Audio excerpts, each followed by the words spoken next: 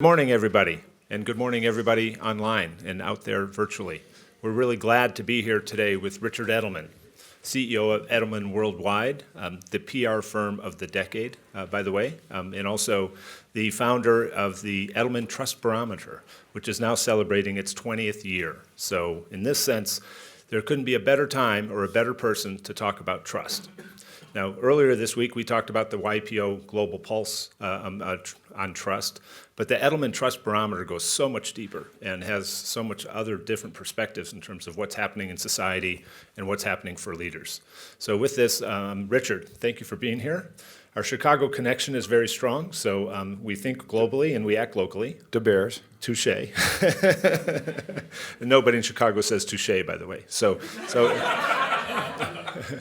in that sense, what we thought we would do in terms of a format is have Richard just provide some opening comments, and we'll ask a few questions, and then open it up to all of you. Okay? So thank you. Richard. So I grew up with YPO. My dad was YPO member from 1952 when he started his business until he aged out in like 1980, and then he became OPO. Anyway, whatever. That was a joke. There was a thing called WBC or something like this, like it was for people who were over 50. And he was like, I'm not really over 50. I said, you are. You can't do this. Anyway, he loved YPO like nothing else. God, he loved it.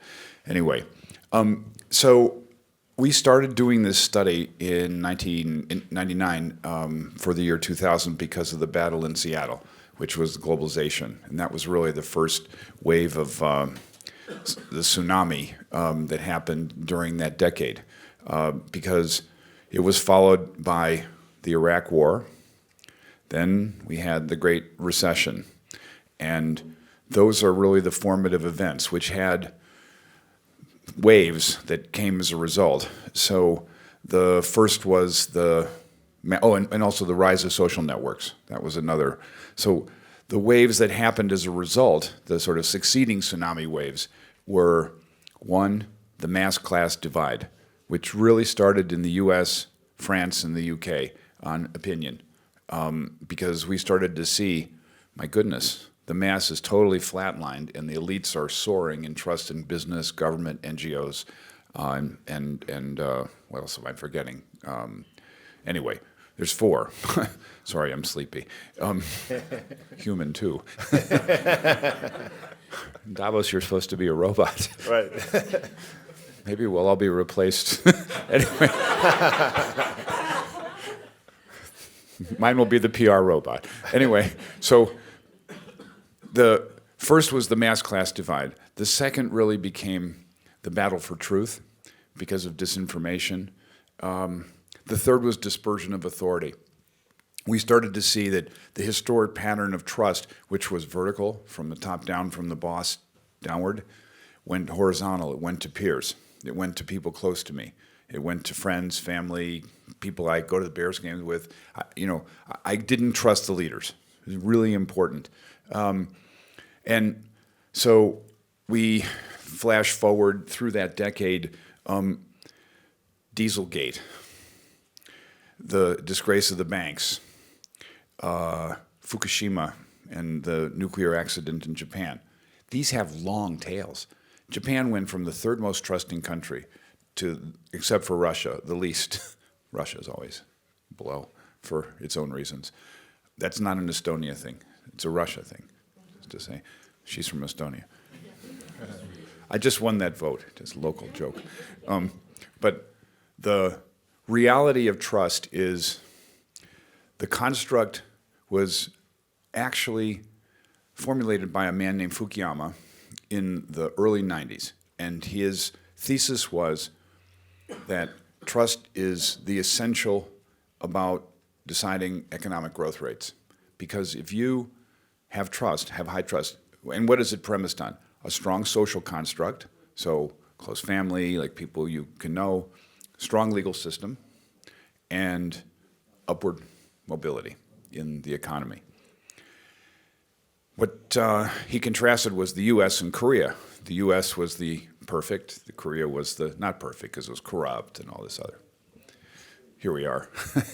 just to say, flashing forward. So just think in the last year, and then I'll get to the data, of the number of trust events. Think about Brexit. Think about Carlos Ghosn escaping in a box, music box. Think about Boeing. Think about Deutsche Bank blowing up 20,000 people. That's just the beginning of the list.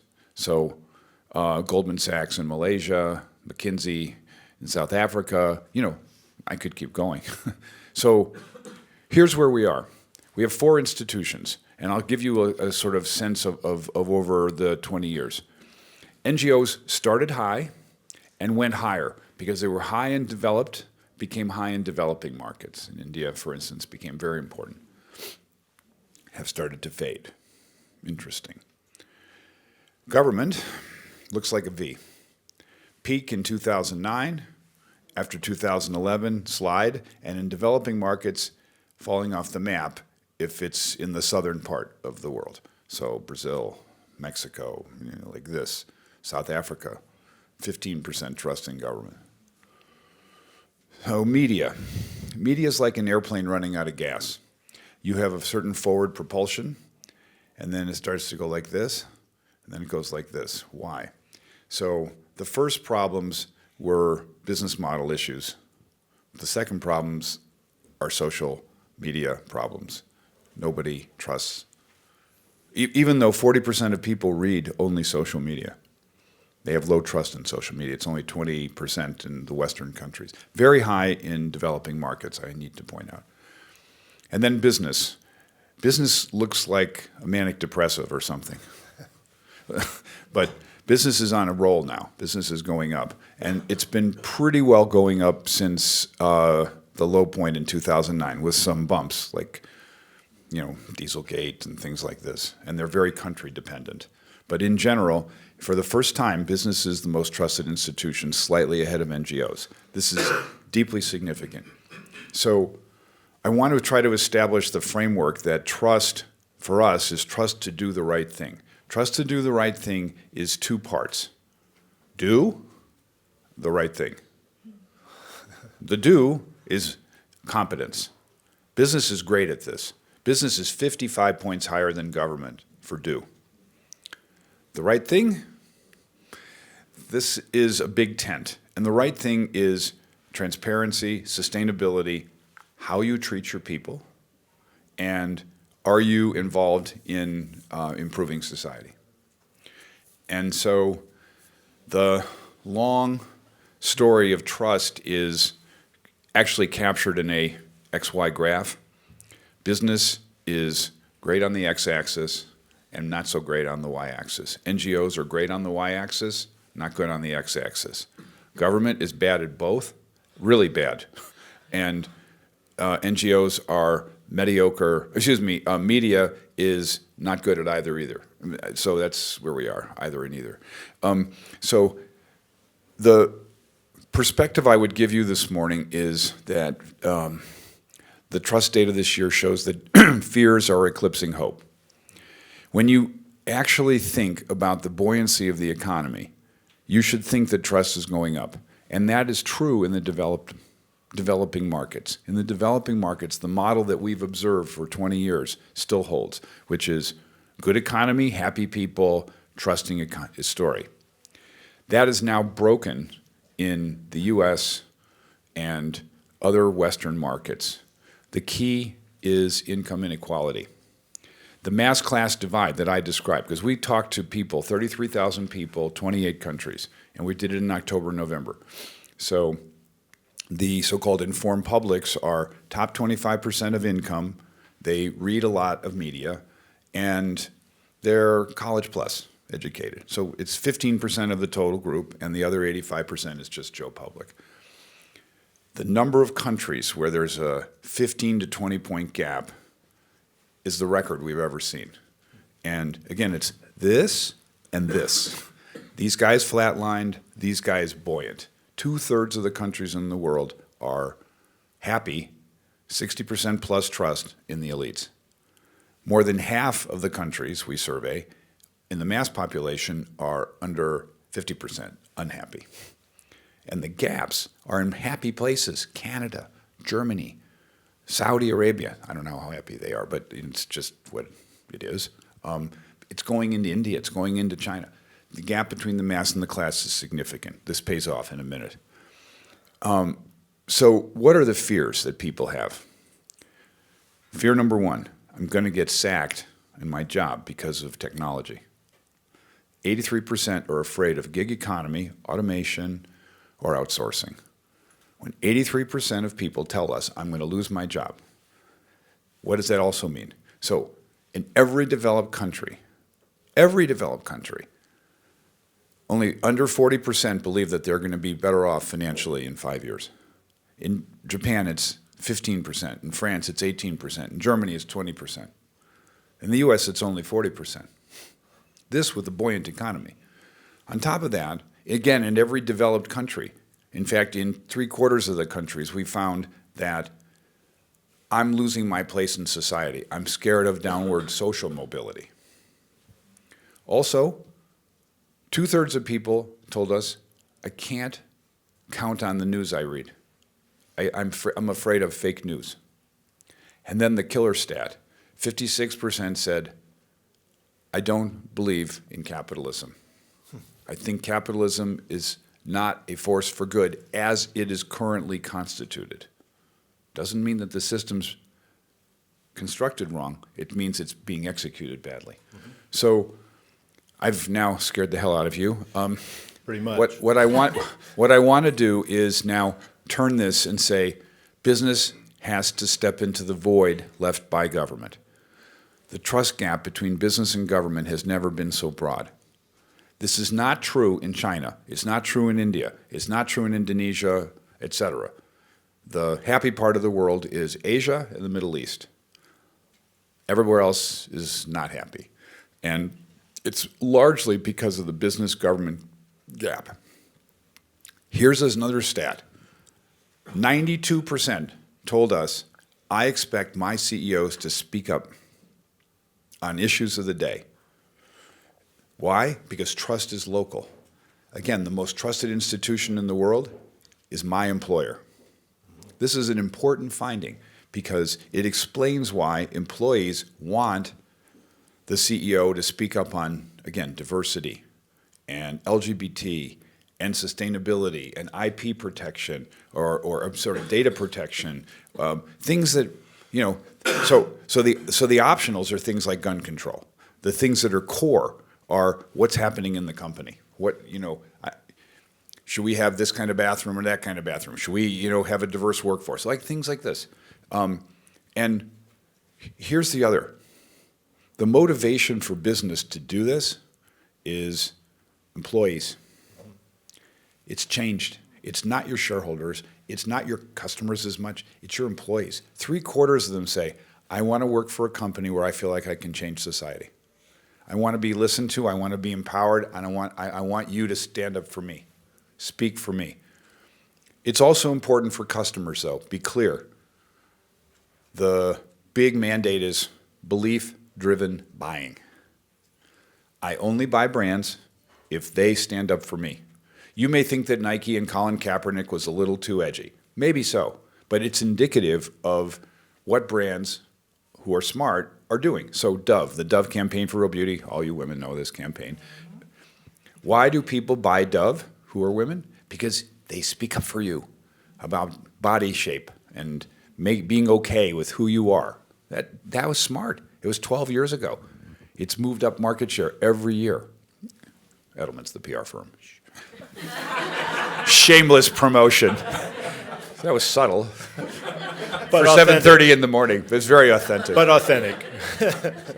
Deeply charming. Anyway, but the key point for you is to appreciate the magnitude of the need for business to lead. Understand that, again, business is 54 points more trusted than government on getting stuff done. Where are we falling short? What better can we do? The key issue, as I told you, is fear of job loss. If I'm afraid I don't know, I think probably everybody was on a high school team, right? At least some of you were probably playing college ball too. But if you were afraid when you got the ball, you weren't playing very well. That's where we are. That's where we are. I'm the coach, and I'm looking at the players, and they're scared. They're scared of losing their job. We have got to do retraining. And we have to do retraining, particularly as YPOers. I'm a family business, third generation. It's a big deal. People are expecting us to help them. I reiterate, expecting us to help them. And they're expecting us to help them compete in the future. If we don't take up the job of retraining, Donald Trump is the beginning. We have people who are convinced they're going to be out of work. And so we have to help them be competitive. That's the mandate. We also have to pay them better. The perception is, okay, 80% of the people we surveyed said, I expect business to pay better wages even if they have to raise prices. And 30% believe they'll do it. 85%, I want training. Will business do it? 30%. So we have a credibility gap. We will be seen as ethical players if we cut the nonsense like, Goldman Sachs in Malaysia. That's hopefully an outlier. But the big issue is pay retraining. And I think YPO should lead in this. We're family businesses. We don't care about a given quarter. We actually care about our workers, and we care about the success of our communities. There's no better time and there's no better place than now.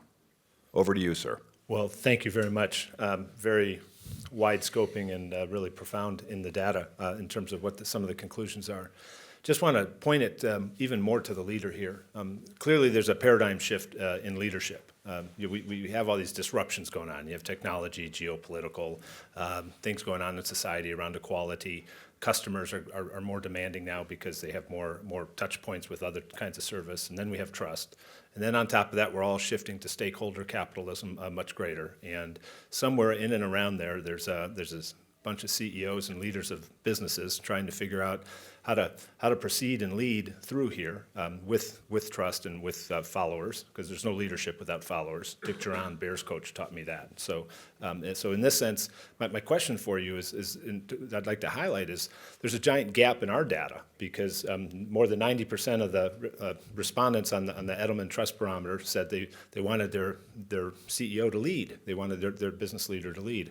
And yet in our survey, only 27% of our respondents shared that they felt pressed to do that. So we have a big gap, big leadership gap between what the employees are expecting and what the CEOs think they need to do. And there's a retraining gap as well. That big chunk of the employees said, I should be getting equipped based on my retraining and the gig economy and everything going on. And a much, much smaller percentage of our leaders felt that was something that they needed to do. So can we turn some of this now from the bigger picture over to the leader? How does a leader navigate all this? What advice would you have in that as you think those things through? Family businesses are 20 points more trusted than business in general. We have the mandate of heaven, and we should use it. We should really understand that business is the core of the catalyst for change. I was with the group last night from Minnesota, Doug Baker, and they're doing a coalition for saving water. But there are 300 water districts in Minnesota alone. So we have as business to say, that's not okay. Let's try and make this more business-like. Let's try to, if we want to save water, which we should, come on. And Minnesota's not water short per se, but just the whole point is, run this like a business. Help government. I think one of the big messages I would give to you is, on income inequality, on sustainability, on protection of data, government is 30 points higher trust than business. People are skeptical about business. They think of us like, the little kid's tale, the Grimm's fairy tale or whatever about the frog and the scorpion. And halfway across the river, scorpion's getting a ride across, and the scorpion stings the frog, and the guy goes, "What the hell is wrong with you?" He goes, "Well, I had to. It's my job." So I think people think of this about business. Like we can't be like that. We actually have to deliver on fixing these problems, especially training, but more broadly in the community. I always remember my dad was on boards, Art Institute, Save the Children, whatever. And I thought that's good. I like that, and I think we all are, right? I mean, we're all on civic boards, and we should do more of that. Anyway, enough preaching. Thank you. This is probably a good time to open it up for some questions. I know that there's probably some. Do we have an extra microphone? If not, I'll just Here, Laura, take mine. Here you go. Thank you. On the trust topic, the Chief Information Security Officer of Unisys has renamed his role as the Chief Trust Officer. And I'm interested, when we think about infrastructure, technology is really business and government owned, and the solutions are business and government. So when you're measuring trust, the whole fear of cyber disruption and its elevation to the C-suite top. So I have good data for you. I have good data. So I want to hear that topic, and then the reestablishment of trust. You see this active effort in the cyber expertise to establish a cohesion of community, exchange of methods and solutions, how trust is rebuilt from the... Okay, so let's start with the problem.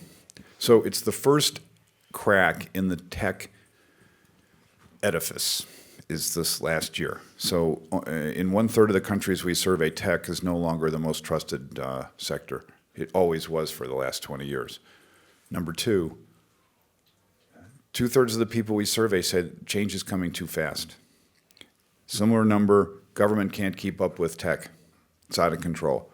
So tech suddenly, instead of being my great Samsung cell phone, is maybe Facebook or other things I'm unhappy with and feeling like it's making society worse than better. So I think tech has to welcome government in a constructive fashion. I know that sounds antithetical to YPO. We like government way over there. On tech, that's not going to work. There needs to be a public consensus about data protection, AI.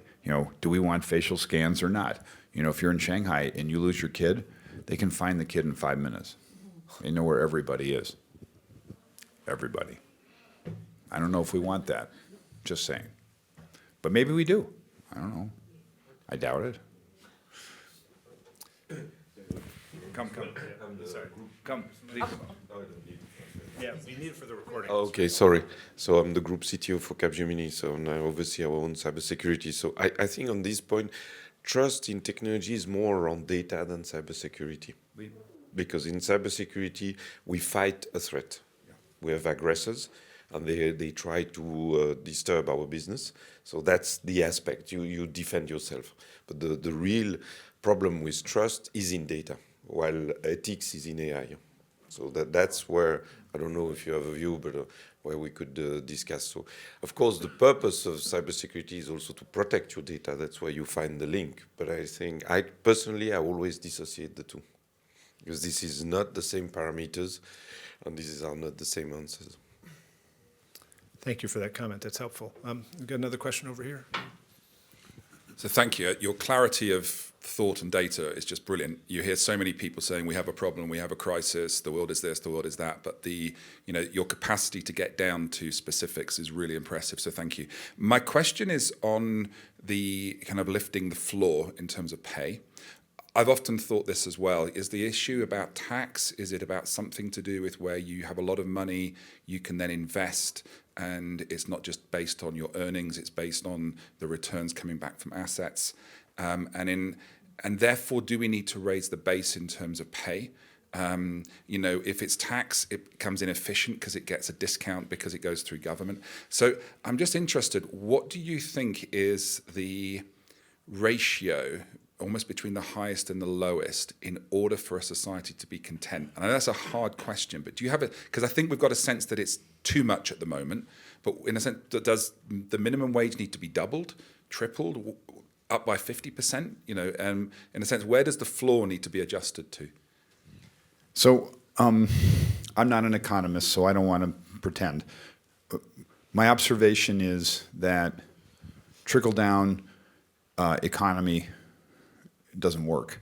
And the people are speaking based on trust, saying, I'm not happy, I'm worried about downward mobility and my job loss and things like this. So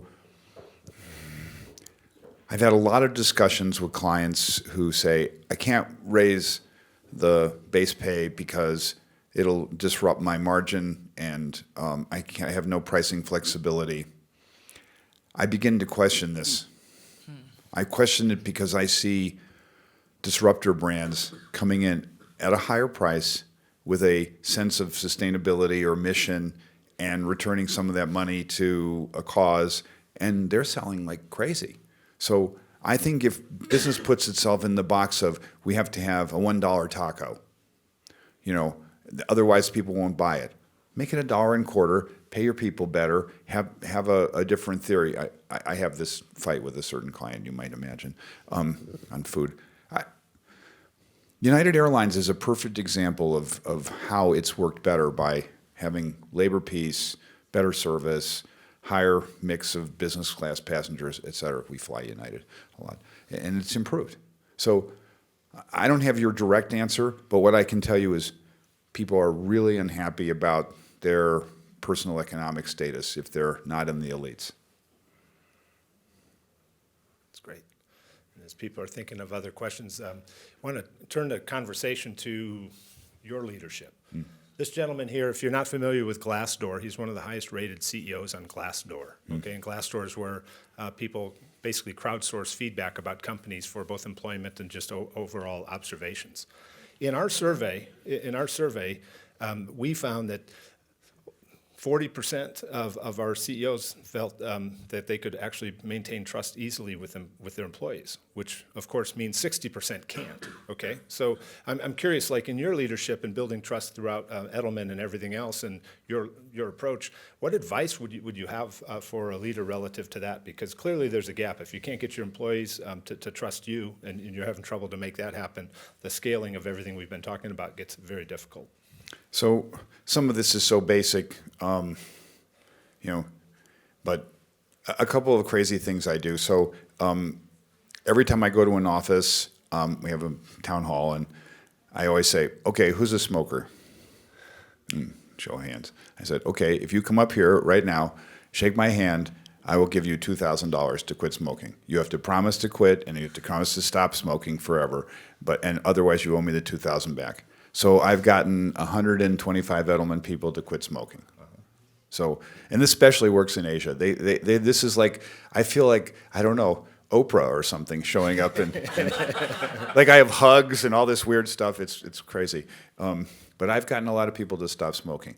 The other thing is, when events happen, Charlottesville, El Paso, things that are horrific, I get on the phone. I call people and I say, I have a group call and I say, this is what I'm thinking. And so right after El Paso, I said, all right, we're going to donate $1 million of PR time to the Gun Safety Alliance. Anybody who wants to join me and help do pro bono work, I'll pay for your time. And 70 people have helped. And we did a study and found out that companies that actually are involved in gun safety improve their reputation, improve their sales, et cetera. So anyway, we just do that kind of pro bono work because our best skill is PR. So we do causes like that. Okay. That's great. Any other questions from the group? Yes, please.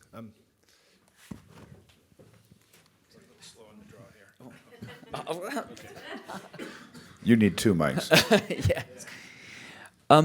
So my company works with governments to tackle disinformation and often promote trust. And we rely on trust in the media, and we also rely on trust in the democratic process. And I just wondered, have you seen or are you studying a demise in trust in democracy. Yes. Is that the next frontier? It is. I'm sad to tell you, but our data is very clear that the more autocratic states are higher trust states. And the reason is that there's a much higher ranking for media, which is to say that the free press is actually very low rated at the moment because it's seen as politicized. It favors clicks over objectivity, and it's seen as melding fact and opinion. And I said this last night at the media leaders dinner. I think I was the skunk. But trust for you Americans, Democrat, 65% or 70% trust in media, highest of any institution. Republicans, 30% trust in media. And trust in business among Democrats, 45. Trust in Republicans, 65. So it's like Alice in Wonderland. And this is not good. You want closer bunching of institutions. If institutions like a seesaw, you don't want one kid like that and one kid like this, because then it doesn't move. You want equal weights. Institutions work really well when they're balanced. We have imbalance now. And that's a proposition that needs to change. Government has to improve. But business can help government improve instead of push back. And when it's crazy, you should push back. I was just going to say that we're trying to sort of get those organisations to trust each other more as well and work together. And I found when I try and convene media, government, businesses, there's almost a distrust between them as well. So to get them all to move forward in the right direction seems like a real challenge. I don't know if you've got any experience in convening the different sectors and how successful that has been. So, City of Chicago on retraining. So, here's a problem. Solution, pair companies with community colleges so that rising kids, Hispanics, first ever to college, et cetera, have a chance to get through and get trained for food service or for tech or like this. That's a perfect example. Big problem, multi-sector, NGO plus government plus business. Thank you very, very much. I think we've got time for one more question, and then Many as you want. we'll wrap up. 2 questions. Sure. You mentioned you're a family business. Yes. As you know, family businesses are the only sector where you have 2 businesses in one. You have the family, and then you have the business. And trust in family businesses is the biggest eroder of wealth when family businesses don't last beyond certain statistically. Any tips for that? Secondly, startups, when they struggle to pay employees sometimes or have difficulty in cash generation, the trust gets with employees can be an issue because when salaries are delayed or something. Any idea, suggestions for that? Well, look, I have 3 daughters. I've made it my best effort to include them, talk to them about what I do, show them what I do, have them to board meetings. It's going to be in their hands because my sister and brother didn't have kids, and my sister and brother couldn't run the company. So, not to be mean, but it's true. And so I've told them, look, you may be owners and managers. It's up to you, and it's up to me. I want you to be qualified. And I don't have them work directly for me because that would be like this. I mean, when I was working for my dad directly in Chicago for 6 months, I said, I need 750 miles, Chicago, New York. You're Chicago, I'll be in New York. So I get it. That was at age 24. So I give them a lot of space. I have other people, but meanwhile, behind the scenes, I find out what's going on, like a little bit. But you guys all have the same stories. I mean, and you have to decide, are they able, are they not able? But the one thing I'm never going to do with Edelman is sell it. I've told him that. That's my promise. even if the third generation kind of screws it up. I'm going to stay around. My father's great line to me at age 90. I'd been CEO for 17 years, and it was his 90th birthday, and he put his hand on my shoulder and said, "Son, I'm going to turn it over to you now." I said, "But I've been CEO for 17 years." He goes, "No, but you've done a pretty good job." So I think I might repeat that. There you go. That's a really good line when you hit 90. You've done a pretty good job. System works. One more question over here. So I have a question.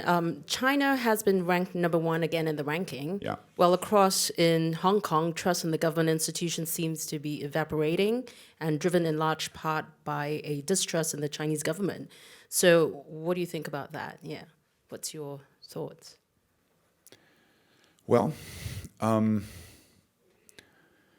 two people having different views of the same subject. And I hope they find a way. I can't give you more insight than that. I have the greatest respect for what China's accomplished. I think Brand China, we've done a specific study on it. It's hugely rated in developing markets, has some issues on corporate governance and sustainability in the West.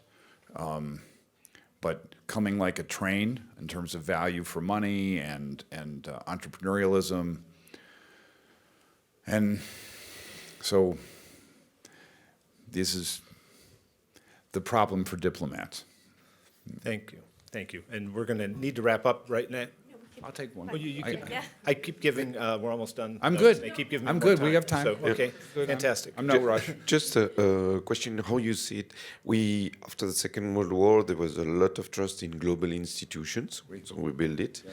And now we are faced with new problem, and my feeling is that this is the opposite. People trust more the local solution. Do you have patterns? Do you see it? Do you think it will last? How do you view it? You've hit on something very, very important. Trust in government that's local is 25 points higher than government in general. So I believe that the trend is going to be to the C100, the cities 100. Your mayor of Paris has been a big leader in this, along with Bloomberg, and bringing decisions down low. The other I would suggest to you is let's recognize that NGOs as a institution are being disrupted too. Greta Thunberg is not part of World Wildlife Fund. She's Greta Thunberg. Just as Macron was not part of any party, he was Macron. So when there's distrust of institutions, you will see pop-ups. You'll see entrepreneurialism.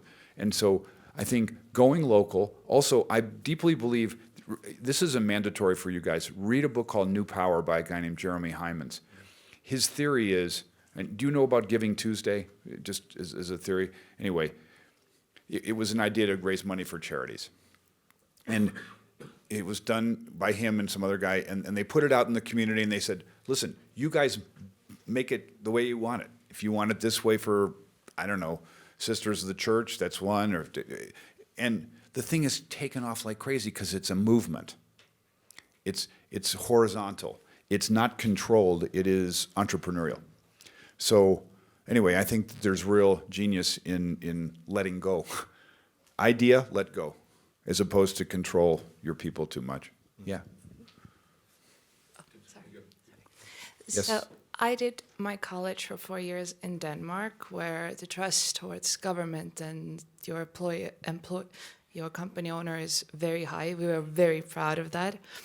And all over Scandinavia, actually, the trust in government is fairly high. What should United States take away from the Scandinavia, or Switzerland, for example? What should United States learn from their history and experience? So I think in smaller countries, it's a lot easier that are not as diverse and that don't have such a big divide between income levels. I mean, it's an interesting object lesson. You know, Estonia is more related to Switzerland, like the same size. And look, can we learn from direct democracy? I'm not so sure. I don't think it works. Can we learn from that level of high tax, I'm not so sure. But what is clear is there's a greater harmony between institutions. It's not such a distance. And I think that's really clever. I mean, why is it that Denmark's the leader in wind turbines? It makes no sense, objectively. But they are. And that's partly because of policy. So there we are. But it's a good question. It's worthy of a long dinner. It needs a debate. And I hope we circle back, since of your role at Capgemini. I'd like to build on that if we could, because apparently the race to get technology solutions really didn't concern itself very much with data and security initially. And now that awareness grows and fear grows, GDPR makes us opt in or opt out. We weren't even aware of opting in or opting out a few years ago. As awareness grows that we have the possibility of disruption, which I think is bipartisan. I'm curious if it's more Republican or Democratic, being fearful of cyber disruption and so forth. As awareness grows, your expertise in when you see trust rebuilt is kind of the question I wanted to circle back to. So is it hidden behind the scenes? Are we still not concerned about cyber disruptions? Is it still not a public concern? Is it really data and privacy we're only concerned with, and the trust for your technology is still not really a public concern yet? Or are we suddenly going to find ourselves with 5G and it racing at us, a fear factor that's hard to manage? So those mix of conflicting issues, since your expertise is sitting here, I'd love to hear this dialogue. You go first. You actually know what you're talking about. No, there are two aspects. First, cyber is top of the agenda. It's an arms race. The fact is the budget went from almost 0 to 10% of the IT budget. And it's just the cost of doing business. So frankly, if we could avoid it, we'd love it. So we would like to see the government to step up, because the main attackers are government entities. So it's not the crime, organized crime. So it's point number one. The second thing in technology, and you can refer to the work of Carlota Perez as an economist, is that, and it's very interesting what you said about the 20 years where technology was on the top. There are cycles. And right. we have a change of cycles. The technology champions could do whatever they want because nobody understood what they were doing. Now it's over with the new generation, because 20 years is a generation, and then society is regaining control. So that's the shift as well related to technology. I don't know if you see it in but your point on tech not being the most trusted support this as well. So Laura, you can rebuild trust. Financial services has slowly, steadily crept up. It's not just because Jamie Dimon puts $200 million into Detroit to rebuild. It's actually identifying bad guys and citing them and tossing them, accountability. And two is, financial services really trying to broaden the tent, more diverse, focus on gender, other things. So the gap between tech and financial services, I think, is still 14 points. It was 40 5 years ago. It was 40 points. Mostly because financial services goes up, but also tech slide a bit. So but collaboration with government, did you see that with financial services? that's a mandated as opposed to voluntary thing. Okay, this is our last question. So. Okay, thank you. As you were talking, I kind of saw two buckets. The bucket on this side, which was where I'd put China, where I'd put small businesses, where you were saying trust was higher, because I wonder whether it's because they've got simpler ways of getting things done. And then on this bucket over here, large complex organizations, global organizations, lots of committees, democracies which are large and complex, which are based largely around compromise and difficult decision-making processes. I'm not sure they are trusted because, in a sense, there's a magic or there's a myth or it's shrouded in mystery how they actually work. Whereas here, they say what they do. And I wonder if I'm overly simplifying it, or there's something in the different ways in which leadership happens. These people get stuff done. They have plans, whether it's a family-owned, a small business or China. These people, it's a bit more opaque. So you're correct, except when you have to go from being a national to a multinational company, the culture. Okay, so you're TikTok, and you're the greatest hot thing with a bunch of teenage girls. Like, have you ever watched this TikTok dance stuff? This is like watching something from, I don't know. I won't say what I think. But TikTok is on the verge of being banned in the United States. On the verge, because it's a security risk. No, so just appreciate that you have to adapt. You have to adapt to where you're operating. Capgemini, if it acted like a French company in the U.S., wouldn't be doing so well. You have to be multi-local, increasingly multi-local. And you're correct, and it's the great thing about family business, but we're working in 60 cities now. And if Edelman in France is the same as Edelman in New York, we're toast. So anyway. Thank you. But thanks for having me. Thank you. Before we wrap, just first of all, I want to say that your dad was my first PR advisor, and a wonderful, gentle man, and incredibly insightful, and close friend and colleague of who was my boss at the time, Richard Duchessois, who is our oldest YPO member, by the way, as it turns out. Amazing guy. Yeah. And so your dad wouldn't probably suggest this, but I'm a big fan of the Sledgehammer School of Communication, okay? So in that sense, before we leave, to speaking to all of our CEO leaders and YPOers and everybody else who's listening, what would be a great couple takeaways for action? Because a lot of times Davos gets criticized for a lot of talk and no action. It'd be great if we had a couple things that we could start doing quickly, if they're of mind, before we wrap. Well, one, remember that more than 90% of employees want their CEOs to speak up and not be shy and not hide. So, number two, please focus on retraining. This is the existential threat of the next decade. Without giving workers the stability and comfort that they're going to be okay, we're going to have a lot of problems. And then third, I do believe sustainability is urgent. And it's not just the fires in California and in Australia. It's the obvious temperature changes and things. That Davos is so warm, I mean, it should tell you something. And so let's be clear, maybe no plastic bottles in the office, things that we can do that aren't such big, great sacrifices, but each of us should make a difference. Thank you very much. Of course. Thank you, everybody, for participating, and more to come.